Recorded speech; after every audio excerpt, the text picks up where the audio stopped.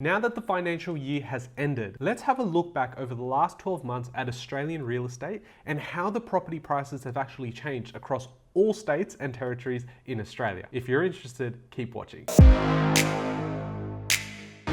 Hey guys, my name's Ravi Sharma and welcome back to Personal Finance with Ravi Sharma. If you're new here, smash that subscribe button and take a moment to drop a like for that video because we need to share this education out to more people via the YouTube algorithm. Now, in this video, I want to discuss some of the talking points of the last 12 months. You know, we've gone through lockdowns, we're back in lockdowns, we're not in lockdowns, and how this has actually affected the real estate prices across Australia. I want to cover both capital cities as well as regional centres, and I want to share with you my thoughts as to what we can see or at least forecast for the next 12 months and how we can best prepare. Australian dwelling values finished the financial year 13.5% higher, but a loss of momentum is clear. National home values rose 1.9% in June, taking the annual growth to 13.5%.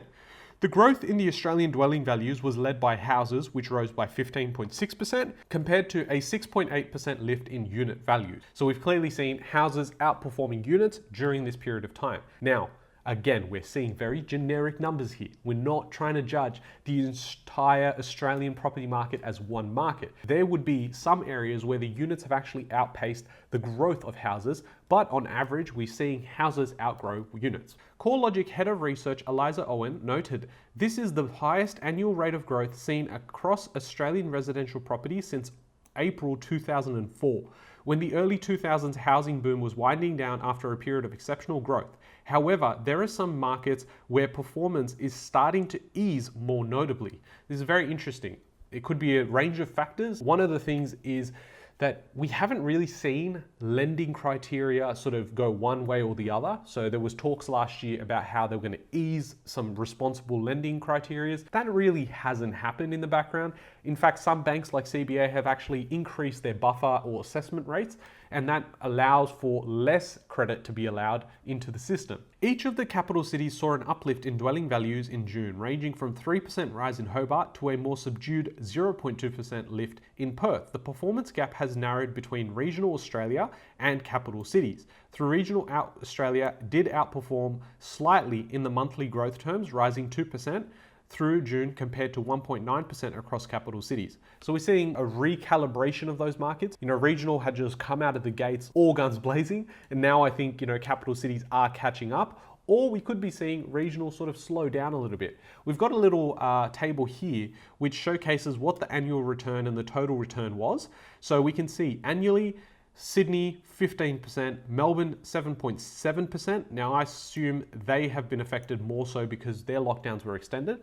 We've got Brisbane at 13.2, Adelaide at 13.9, 9.8% for Perth, 19.6% for Hobart, 21% for Darwin, 18.1% for Canberra. Combined capitals came in at 12.4% and combined regionals at 17.7%.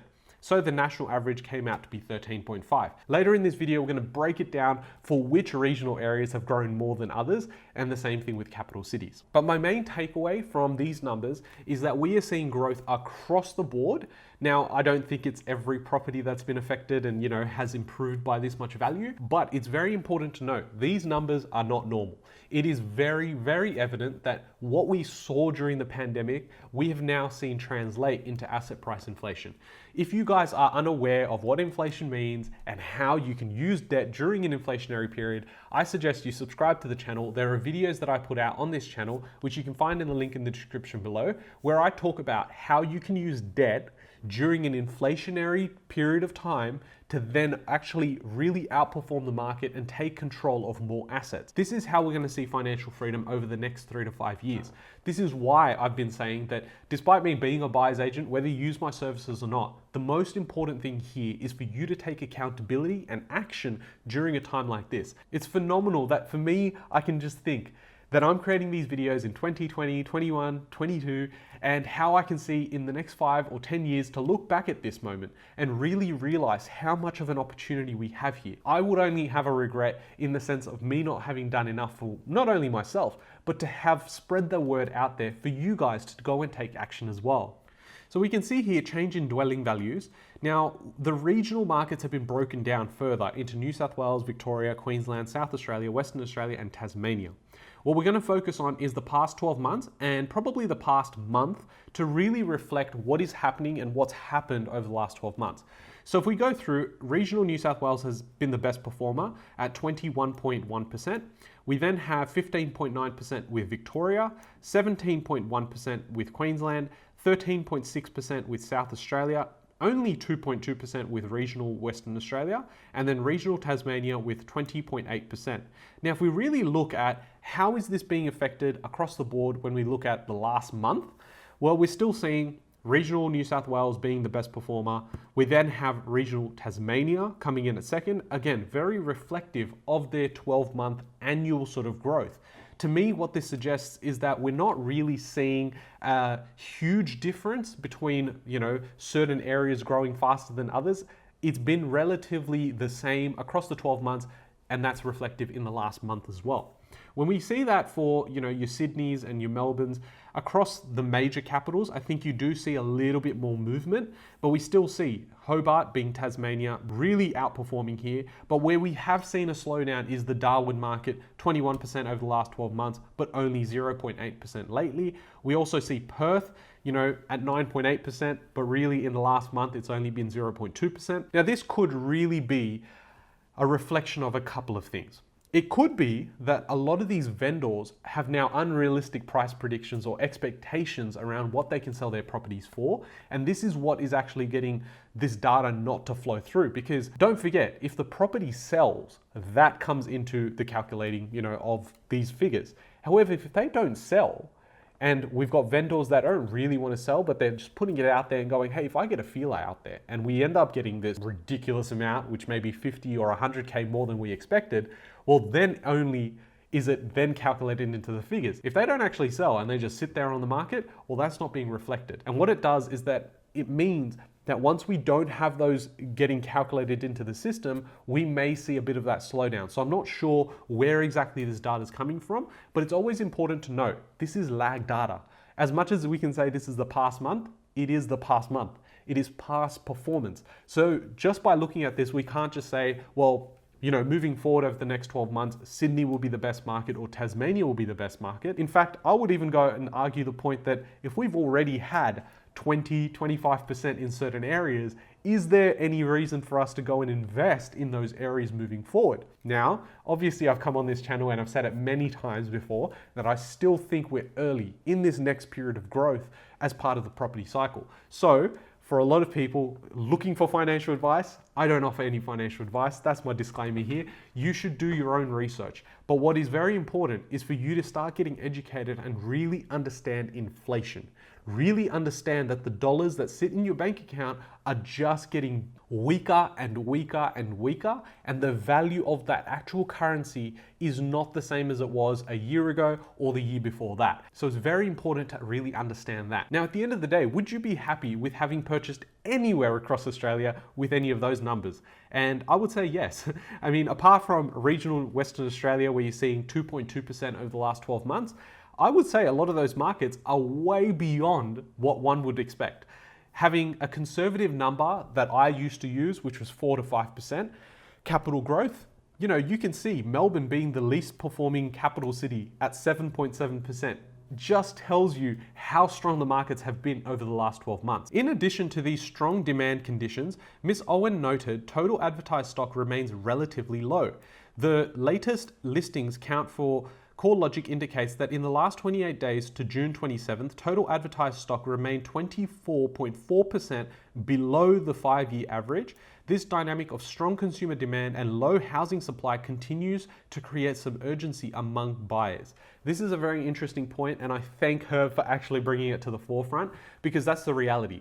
We've got people who are cashed up, understanding how inflation works, plus cheap debt. Then you've got on this side, you've got vendors who don't want to sell because there's uncertainty about their own future, about where they can rent or they can purchase, so they don't want to sell. And understand that because there's a lack of listings, so supply is low and demand is high, we may be seeing inflated prices here. We may be seeing inflated performance because we've got a reduction in supply. However, this goes against everything that anybody ever said over the last 12 months, and why commentators came out and said, we're going to see a decline of 30+% across the property markets. Well, the main reason for that was because they said, well, immigration won't exist. So we're not going to have this influx of demand, which means if we don't have demand go up and supply stays the same or goes up, well, we're going to see prices go down. That didn't happen. In fact, we're seeing the opposite. So what happens in the next 12, 24, and 36 months when we see immigration and borders open again? We're going to see this huge influx of demand coming through, and we already can see there are some properties that just are in areas where the vacancy rates are so small that you can't get enough properties out there for people to go and tenant. So this is really causing a housing crisis, and it's something that, the governments need to look at in terms of affordable housing and what they're going to look at for supply. But for property investors, it is a fantastic opportunity. Now, as much as some people want to come out and say housing is not meant to be an asset, that you should invest in, it's just for housing, for, living and whatnot. If the world was fair, that's how it would work. But unfortunately, this has been the same system for years, like hundreds of years across every other market. So if you have the opportunity to go out there and take accountability for your own family and for yourself, then why would you not be looking at Australian real estate? For me, it's important to diversify, not only just with locations, but also with the type of asset classes I invest in, right? So it's very important. That's why I focus on cryptocurrency, real estate, and collectibles. I think the velocity of money between all three of those is how I'm able to generate exceptional growth across my portfolio. For you, it might be different. It depends on your goals, what your investment strategy is, and what your plans are. But I hope you got some insight over the last 12 months how property has performed in Australia, how some of these indicators are going to suggest one thing or another over the next 12 to 24 months. If you're interested to learn more about real estate, definitely go check out the Confusion to Clarity course that I've got linked down in the description below. You can get all the information and download the syllabus for free, so definitely go check that out. I'll catch you guys in the next video. Thanks, guys.